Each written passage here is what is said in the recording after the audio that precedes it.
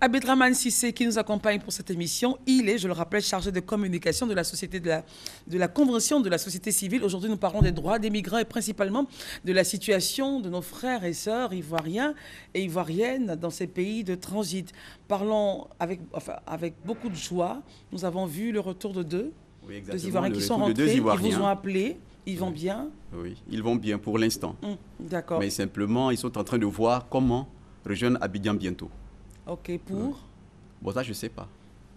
Bon, ils souhaiteraient en tout cas venir à Abidjan. Sache.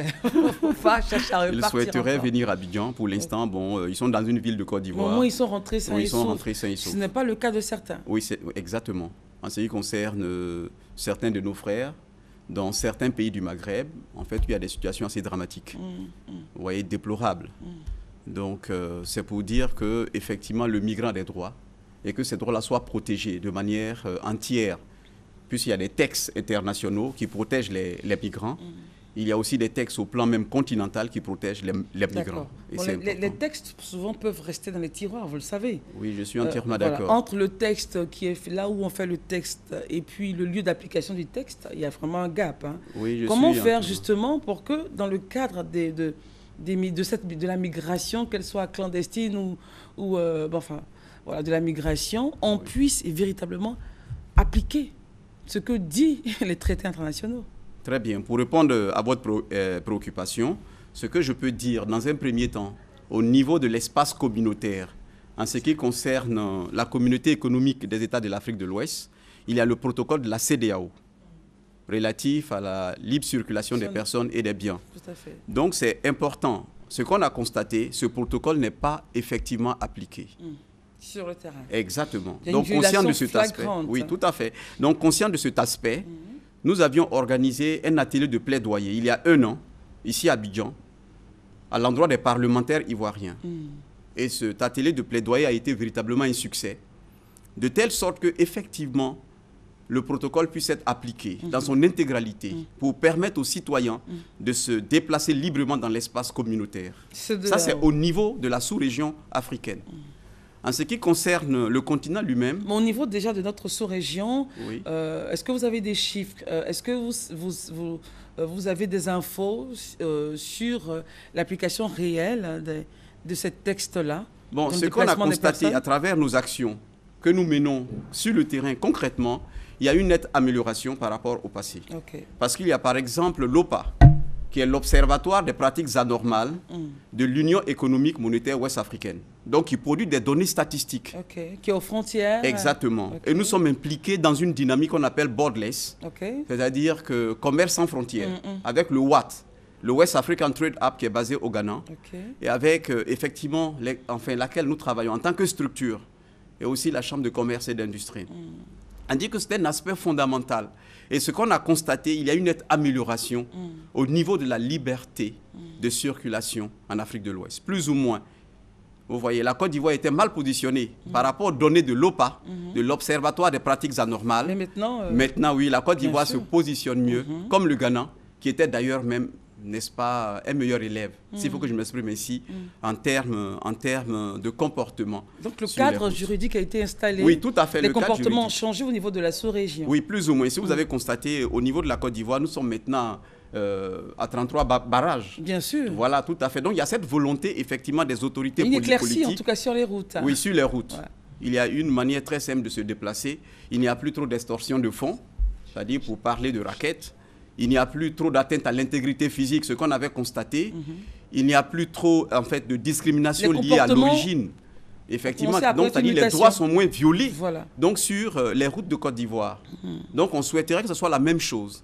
C'est pour cela que, effectivement, lors de notre dernière rencontre à Tunis, et ce que vous aviez constaté la dernière fois, on est en train de faire un lobbying, en fait, un grand plaidoyer auprès des Nations Unies, de telle sorte que les droits des migrants soient reconnus de manière intégrale. Il y a eu même un mot du secrétaire général. Exactement, un mot du secrétaire général de l'ONU, son Excellence, Ban Ki-moon, c'est exact. Donc c'est pour arriver à cela. Donc il faut une dynamique.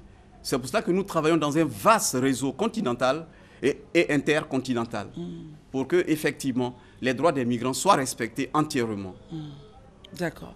Alors, les droits des migrants soient respectés entièrement, j'allais dire parole et parole et parole et quoi.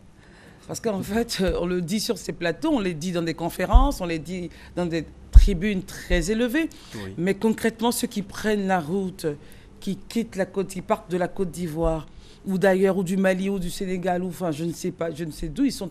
Les points de départ sont tellement nombreux. Oui, absolument. Vivent au quotidien le cauchemar. Oui. Et vous êtes mieux placé pour nous l'expliquer. Vous êtes un acteur et vous allez sur le terrain. La preuve, ces 2 Ivoiriens qui sont rentrés ont recueilli votre numéro, pas en Côte d'Ivoire, mais au Mali. Oui, exactement, oui, c'est juste. Alors, comment faire justement pour que dans ce vécu, dans ce transit, dans ces déplacements, puisqu'on ne peut pas interdire, enfin, on ne peut pas bloquer... Mais c'est la liberté de circulation, on oui, ne doit pas justement, interdire. comment faire pour que dans cette liberté-là, ces droits soient respectés et qu'ils ne soient pas traités comme un moins que rien, quoi. Oui. Vous savez, en fait, les textes sont bien Vous élaborés. avez l'air impuissant face à ça. Non, on n'est pas impuissant, en fait. Mais il faut un jour essayer. Vous essayez enfin, bon. Exactement, il faut essayer. Est-ce qu'ils essaient quoi? De faire quoi en fait? Non, je parle de nous-mêmes en tant que tels, en tant qu'acteurs non étatiques. Okay. C'est-à-dire qu'il faut essayer un jour. Si on n'essaye pas, rien ne peut s'améliorer. Et je pense bien qu'il aurait bien fallu que Luther King essaye un jour pour que des années plus tard, les choses puissent changer. C'est une façon de parler. Mais si on n'essaye pas, rien ne changera. Si on doit attendre en même temps, voilà, le temps que Luther King a... Enfin, oui, exactement. C'est-à-dire qu'il y a une nette amélioration aujourd'hui. Je l'ai bien dit que la Côte d'Ivoire commence à être bien positionnée. Mais ça, c'est la CEDEAO. Oui, ça, c'est la CEDEAO. Lorsqu'on sort de l'espace, lorsque nos frères et sœurs ils sortent de l'espace, là, comment faire pour que leurs droits ne soient pas violés? Oui, effectivement. Pour qu'on n'ait pas des arrestations arbitraires, des gens qui perdent la vie, des gens qui sont maltraités. Mais comment nous fonctionnons, c'est de manière très organisée. Nous sommes représentés dans les pays du Maghreb. On a des connexions au niveau, n'est-ce pas, de tous les pays du Maghreb, pratiquement, au niveau des pays de la CEDEAO. Et donc, de manière synergique, nous intervenons dans un cadre spécifique et dans le cadre d'un projet qu'on appelle l'Oujna, Toukaranké, qui signifie la protection des droits des migrants. Parce que l'Oujna est un terme arabe et Toukaranké, c'est un terme africain, pour ne pas dire malinké. Donc, en fait, nous intervenons parce qu'on pense que d'abord, il y a les Africains noirs et ensuite, n'est-ce pas, ceux du Maghreb, qu'on considère un peu comme l'Afrique blanche. Donc, on dit l'Oujna Toukaranké, donc qui signifie la protection des droits des migrants et au niveau, n'est-ce pas, de l'Afrique noire et du Maghreb. Voilà comment nous intervenons. Et dans chaque pays du Maghreb, on a donc effectivement des représentants, vous voyez, avec lesquels nous travaillons. Il y a le GADEM, il y a Rencontre et Développement. C'est vrai qu'à votre niveau, à votre niveau, oui. Vous avez fait en sorte que sur le parcours, en tout cas sur le circuit, oui. Il y ait des points où vous êtes référencié, oui, où bien les sûr. migrants pourraient Oui, donc... bien sûr. Au Mali, par exemple, il y a la maison de transit à Gao. Il y a également l'association des expulsés du Mali, donc avec lesquels nous travaillons. Nous sommes dans un... Association des expulsés du Mali. Okay. Donc, c'est-à-dire nous travaillons dans une dynamique. Il y a Arasem, qui est l'association des ressortissants de l'Afrique centrale au Mali, qui ont été expulsés, mais qui sont retrouvés au Mali. Donc, avec lesquels nous travaillons. D'où? De l'Afrique centrale. Okay. Donc, ils sont retrouvés au Mali. Ou dans le cas contraire, ils avaient aussi tenté l'aventure en Europe. Donc, ils ont été expulsés. Donc, ils sont retrouvés au Mali. Mais justement, c'est différent pour avant de savoir qu'est-ce que vous faites quand vous savez qu'il y a des actions qui sont posées pour enfreindre au texte, qui enfreignent du moins les textes. C'est pour de peuple qui se regroupe soit dans un territoire ou un autre en transit et finalement qui ne bouge pas. Qu'est-ce qu'on fait d'eux? Est-ce qu'il y a un cadre mis en place par les États pour gérer ces populations-là? Reprenez un peu plus simplement. Lorsque vous avez parlé des migrants dans certains pays qui avaient été expulsés, qui se retrouvent au Mali. Au Mali. À la limite, ce n'est pas une personne, 2 personnes, 3 personnes. Oui. Si la situation n'est pas adressée concrètement, on pourrait voir cette population-là s'agrandir, n'est-ce pas? Ces poules d'individus donc, qui partaient quelque part et qui finalement sont restés sur notre site. Est-ce qu'il y a un cadre prévu par les États pour les prendre en charge ou les ramener chez eux? Enfin, bon, non, mais là, c'est un peu différent ce que vous dites. Hein. Ouais. C'est-à-dire qu'en fait, au niveau de la RACEM, c'est une organisation non gouvernementale qui fonctionne. C'est différent. C'est-à-dire qu'il fonctionne dans la légalité. Vous comprenez ce que je veux dire? Bien sûr. Donc, c'est bien différent. Okay. Vous voyez, c'est une structure de la société civile. Donc, il prend en compte ceux qui partaient, mais qui sont restés quelque part. Exactement. Si on parle de la maison de transit de Gao, par exemple, il y a un espace d'hébergement où on accueille les migrants. C'est un transit ou c'est définitif? Non, c'est un transit. Voilà, c'est ce que je voulais savoir. la maison de transit. Voilà, c'est ce que je voulais savoir. En même temps, un transit. Oui, tout à fait. C'est là-bas que les 2 Ivoiriens ont passé la nuit. S'il faut que je dise le nom du pays, voilà. Ils ont passé la nuit, n'est-ce pas, à Gao, dans la maison de transit. Ils ont fait quelques jours. Et le responsable de ce centre m'a contacté rapidement, puisque nous sommes dans une synergie d'action, en fait. Donc, il m'a contacté qu'il y avait 2 Ivoiriens qui avaient des problèmes et qui ont été dépouillés entièrement au niveau de la frontière entre le Mali et la Libye. Donc, je leur ai dit d'accord. Donc, s'ils étaient en Côte d'Ivoire, de me contacter. Et c'est ce qu'ils ont fait. Alors, qu'est-ce que vous faites concrètement? Là, on nous dit qu'on aurait une sœur emprisonnée dans un pays du Maghreb. Oui, c'est exact. Quand vous avez des informations pareilles, qu'est-ce que vous faites? Bon, en fait, on a une méthode de travail, enfin, spécifique, qu'on ne peut pas dévoiler du coup. Vous savez, nous sommes impliqués dans les droits de l'homme. C'est-à-dire, on a une manière de travailler, c'est assez spécifique. On a les informations en un temps record. Vous ne pouvez pas imaginer. C'est pas vrai. Donc, on a des... C'est-à-dire, là, vous êtes, là, vous savez tout de la situation des Ivoiriens. Non, c'est difficile de tout savoir. Ben, au moins, vous savez au moins un minimum. Personne ne détient la science infuse. C'est clair. Mais au moins, vous avez au moins un minimum d'infos. Oui, bien sûr, les informations les plus importantes. Dès qu'il y a une situation bizarre, on vous appelle. Voilà, exactement. Okay. On sait comment on fonctionne et on sait comment on travaille dans la sérénité, dans la tranquillité et dans la patience. Vous nous dites simplement sur ce plateau que pour cette question-là, il serait difficile pour vous d'y répondre, c'est ça? Bon, en fait, mais que la pas situation forcément sera, vous allez essayer de régler le problème. Oui, ce que je veux dire, en fait, la manière dont nous travaillons, il y a des avocats, des juristes dans notre organisation. Donc, il y a des avocats au Maghreb, effectivement, qui interviennent. Donc, s'il y a un cas dans un pays du Maghreb, donc on tient informer des avocats maghrébins qui réagissent, exactement, qui nous font le retour. Mais ils veulent aussi des informations précises. Vous voyez, c'est important. C'est-à-dire du genre Non, mais des informations précises, le nom de la personne, le problème, etc. etc. Donc, il veut être bien situé. Et je vais vous dire une chose aussi qui peut étonner un peu, c'est que, en fait, ou choquer à la limite, dans les pays du Maghreb, les audiences dans les différents tribunaux se font en arabe. Vous voyez? Donc, le migrant ne comprend pas la langue. Il y a un problème. Et donc, il y a une traduction qui est faite. Bien vrai qu'ils peuvent s'exprimer en français. Donc, vous pouvez perdre le procès. Et c'est comme ça que ça se passe, effectivement.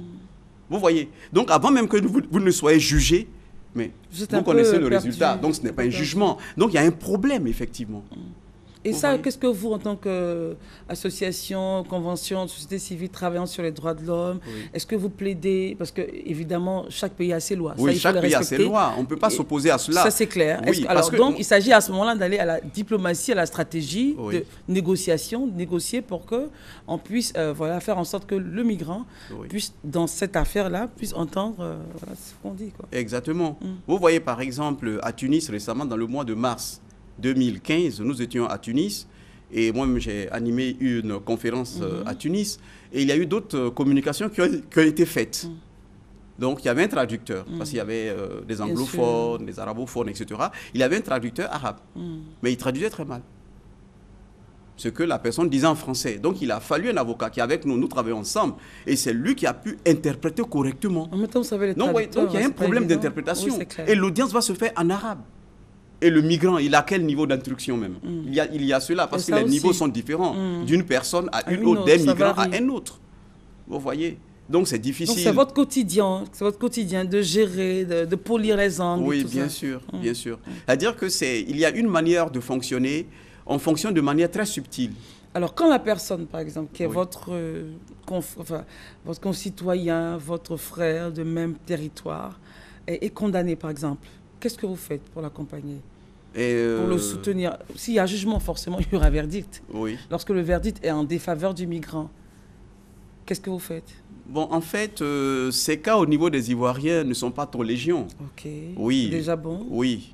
C'est au niveau surtout souvent des ressortissants de l'Afrique centrale qui sont confrontés à des problèmes de ce genre, enfin à travers les données que nous possédons. Alors, donc quand ça arrive, qu'est-ce qui est fait pour être à leur côté vérifier que tout se passe bien, même s'ils sont là. C'est-à-dire on les suit, il y a des avocats, puisque souvent les migrants n'ont pas les moyens de prendre des avocats, donc il faut les appuyer.